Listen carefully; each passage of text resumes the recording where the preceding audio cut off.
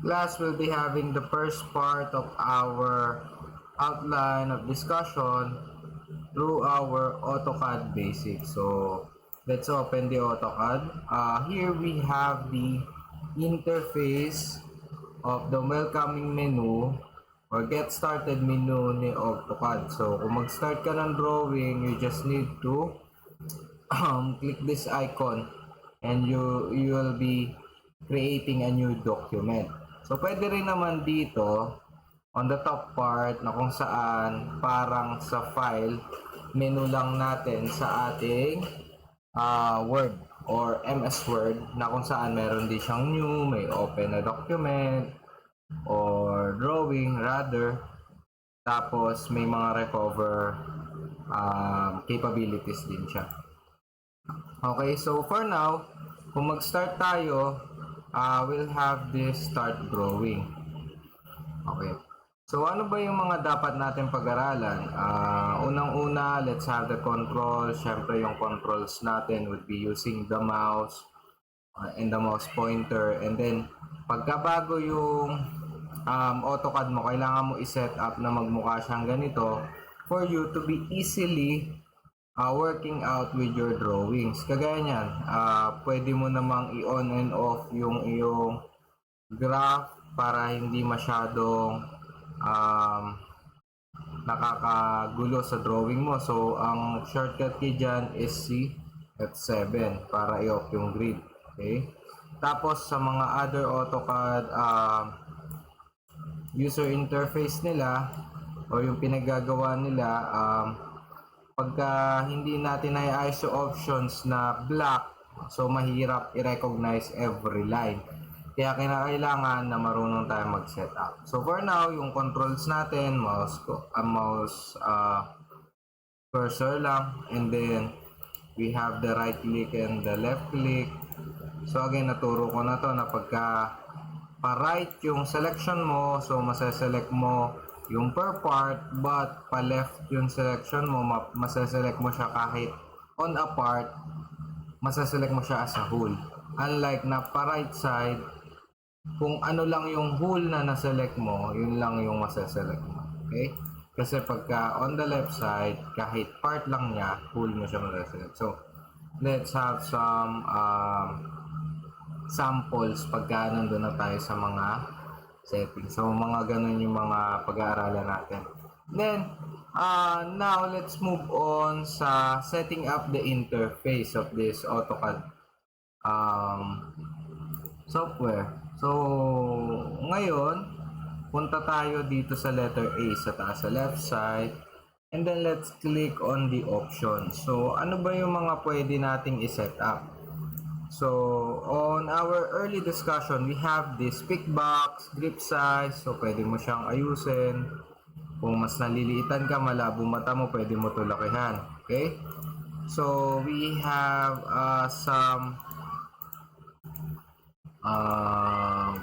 yung mga profiles. Kung meron ka nang nagawa, pwede mo siyang i-load or i-import or i-export kung from other companies. So gagamitin mo siya personally, pwede mo gamitin yon. And then for drafting, dito naman nakikita yung aperture size, okay, o yung parang crosshair natin. So dito aperture yung kanyang tawag. And then meron tayong auto snap marker size.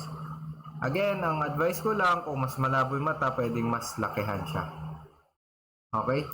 So, ma-setup nyo siya na parang yung setup natin dito sa magiging tutorials natin. And then, yung others naman, ayan, yung crosshair size natin. Pwede mong itodo. Kagaya nun sa akin, sakop na sakop yung buong screen on the crosshair para mas madaling mag-select. And then, other than that, yung colors, yan yung kailangan natin ayusin. So, pagpunta mo sa display, punta ka ng colors, di ba? So, yung uniform background natin, we can select black. Yan, black dapat sa uniform background sa 2D model space. Sa sheet layout, maganda black din, kagaya ng sa akin. Sa block editor, dapat black din. Actually, kung kaya mong i-block lahat to, mas madali. Okay? And then sa paper background, di ba, ito, sa 2D model space may uniform background ka. Yung crosshair mo, pwede mo siyang palitan. Okay, pwedeng yellow, blue, pero ang pinaka-ideal dito, white ha. Kasi yung gagamitin natin sa layers, wala tayong gagamitin na white line. So, ang magdi-differentiate nung ginagawa mong line sa iyong crosshair would be white. Tapos, colorful yung magiging lines. Okay? So, sa viewport natin, white din. And then, ano pa ba yung mga important ones lang dito? Tingnan natin sa sheet. Yung paper background black, uniform background black, crosshair natin is white. So, yun lang naman yung mga common na dapat ayusin mo. Pagdating sa colors. And then, again, kung na-miss kanina, yung crosshair size, dito rin siya sa display na ayos. And then next, pagka kailangan naman yung aperture size or yung selection, and then yung marker size, dito naman sa drafting mode siya na ayos. Okay? So, that's all for the options na meron sa CAD. Which is yung mga important ones lang diniscuss ko. There are furthermore options na meron tayong pwede gamitin, pero yun lang yung mga kailangan ninyo. Kasi pag lahat yung diniscuss ko, especially yung mga hindi naman need, sayang sa oras. Okay? So dito sa baba, makikita nyo na meron tayong option, di ba? So, kagaya niyan, if you misclick yung model, so mapupunta siya sa modeling ribbon. So much better kung naka-model yung nakalagay dito tas nasa paper space ka. Pero right now, let's stick to the model. And then maganda class, i-off natin yung ating grid mode, F7. Snap mode off din para walang magulo dun sa ating mga model space.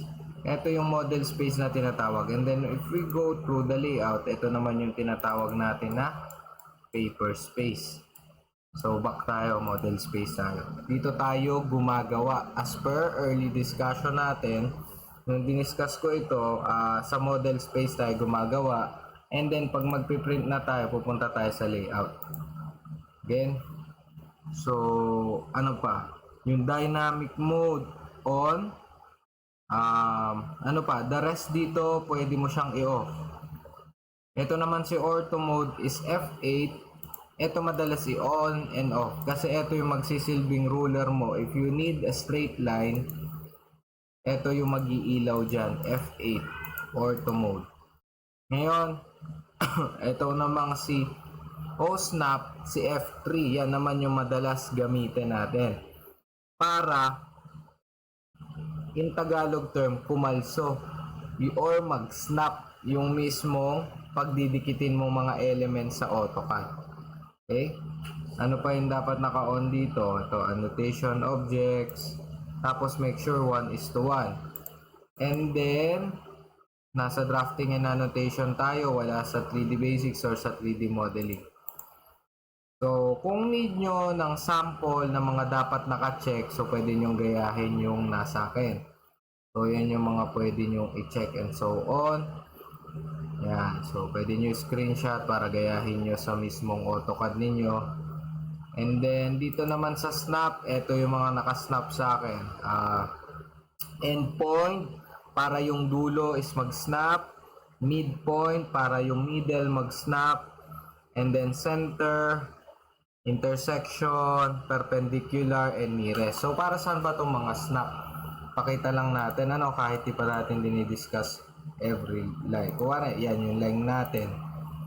Para mag-connect yan, kunwari kung gumawa ka ng rectangle, para mag-connect yung rectangle corner to the end point of that line, kailangan mo mag-snap. Ayan So, mag-green na mapupunta sa corner para if we click on that and then place it there, mag-click siya.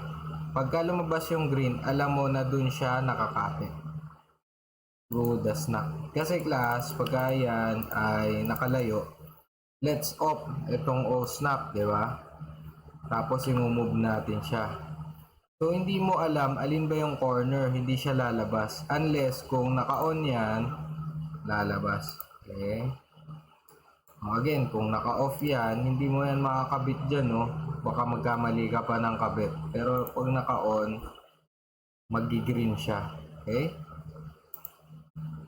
Yan. So, kakapit siya doon. Corner to corner. So, yun yung kahalagahan ng OSNAP. Again, kung babalikan natin, ano ba yung mga sinet up natin is number 1, sinet up natin yung sa options yung ating colors ng background, sinet up natin yung sizes ng crosshair, ng aperture, okay, ng peak box, and then this time inayos naman natin ano dapat yung background natin, may grid ba siya, nag-snap ba siya, or naka-on ba yung orthographic niya. So again, ang pwede lang natin ayusin dito is itong orthographic or F8 and then yung F3 pag kailangan. Okay? So, i-discuss naman natin yan pag need natin. Ang mahalaga, so matandaan nyo yung mga special or yung mga needed na tools when it comes to the interface. And then, yung controls natin using the cursor. So, paano ba siya magpo-forward using the etong ano natin. So, yung scroll. Pagka in-scroll up mo siya, so zoom in, scroll down, zoom out. Yun lang naman. And then, paano siya magpapan? Maiikot yung mismong 2D. Make sure na naka-click ka dun sa scroll mo. So, maiikot mo na siya. Ngayon, baka mamaya ito aksidente na i-tilt mo or nawala siya sa top view. Lagi mo siyang isa-select sa top kasi baka mamaya magpaling-paling yung lines mo. Okay? So, ano pa dapat natin i-set up dito? We have the model space and the paper space for understanding na yung paper space ay yung mismong papel mo at sa model space tayo magbibuild. So, I guess ayos na yung inyong AutoCAD setup.